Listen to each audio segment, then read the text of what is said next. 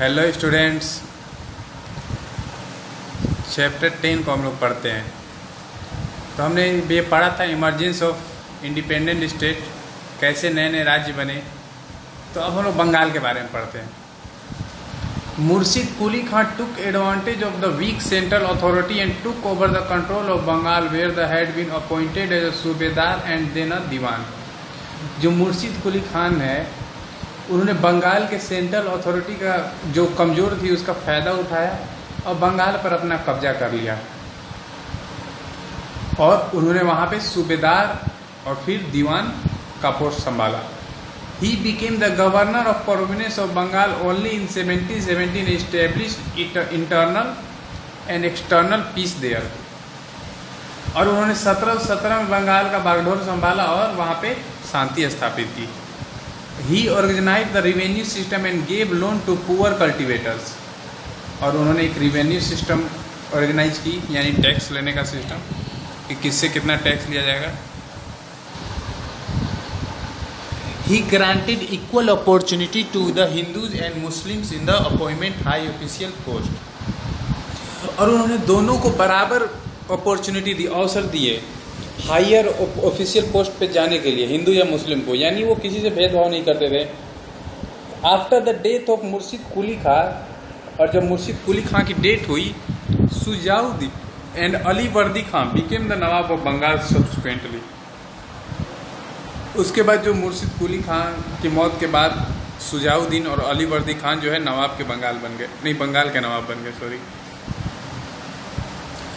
All three Nawab of Bengal realized the importance of trade and thus provided all facility to the local and foreign merchants। इन तीनों नवाबों ने realise किया कि व्यापार कितना ज़रूरी है, और इन्होंने लोकल और जो विदेशी व्यापारी आते थे उनको फैसिलिटी देना स्टार्ट कर दिया। उन्होंने बोला कि आप आके हमारे यहाँ व्यापार कीजिए। देखिए मुर्शिद कुली खां की एक कलाकृति है। They built roads, thanas, etc, उन्होंने सड़कें बनवाई, थाना बनवाए सुरक्षा के लिए।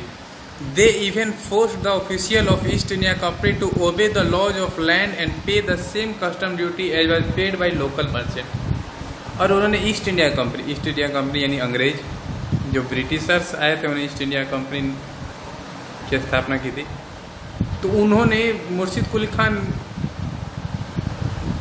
ने उनको भी फोर्स किया कि तुम भी हमारा जो लॉ है, जो कानून है, वो मानो। जितना सारे लोकल दे रहे हैं टैक्स, तुमको भी उतना ही टैक्स देना होगा, उतना ही कस्टम ड्यूटी देना होगा। But this nawabs could not realise the danger that the European trading company posed to their authority. लेकिन वो भाप नहीं पाए कि ये जो यूरोपियन ट्रेडिंग कंपनी आई है वो कितना खतरा है उससे। After the death of Ali वर्दी Khan, the English East India Company capture the entire territory of Bengal.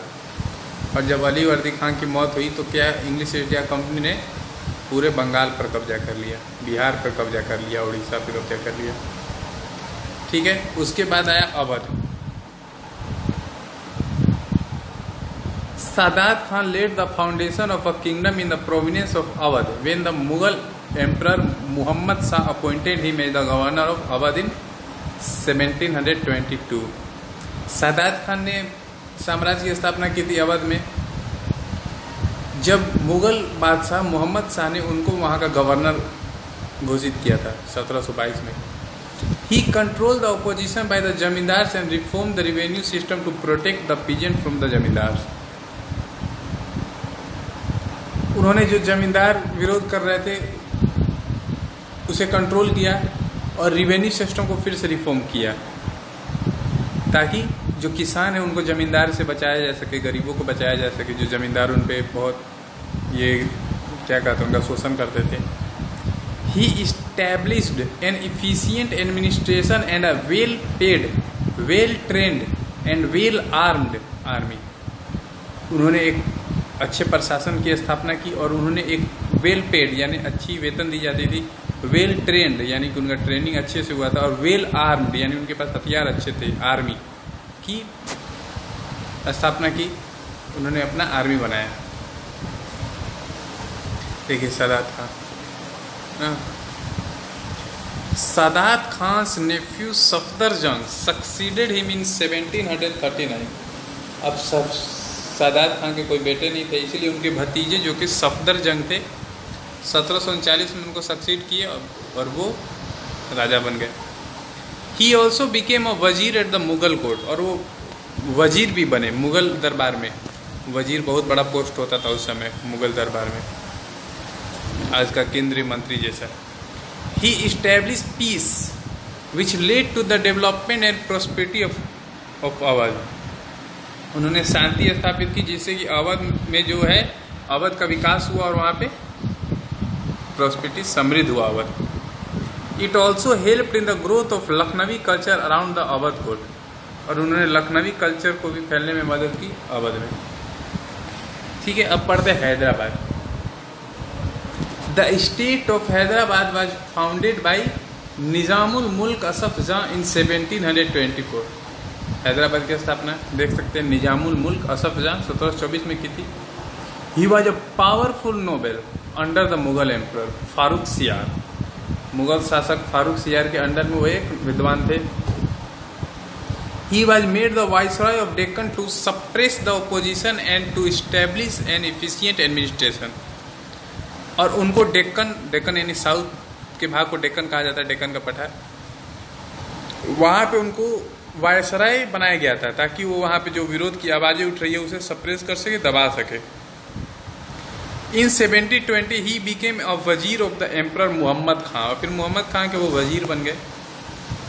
He tried to improve the administration but was disgusted with the corruption and fickle mindedness of the emperor.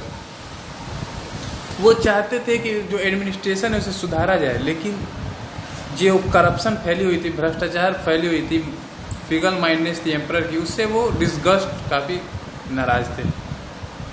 He decided to go back to Deccan and laid the foundation of Hyderabad state, और उन्होंने सोचा कि वो डेक्कन फिर से जाएंगे और हैदराबाद की स्थापना करेंगे। But never openly declare he independence from the Mughal ruler. लेकिन उन्होंने कभी अपने आप को ये आज़ाद घोषित नहीं किया कि हम मुगलों से आज़ाद है, हम मुगल के अंडर में नहीं है। He suppress the revolt of zamindar and put an end to the corruption in the revenue system. और उन्होंने जो जमींदार की जो आवाज़ उठ रही थी, विद्रोह हो रहे थे, उसके दबाया, सप्रेस किया और करप्शन रेवेन्यू सिस्टम का ख़त्म किया। बट आफ्टर हिज डेथ, लेकिन उनके मौत की बात in 1740 disturbance started in Hyderabad again. Hyderabad में फिर उथल पुथल मचने लगा, डिस्टर्ब हो गया।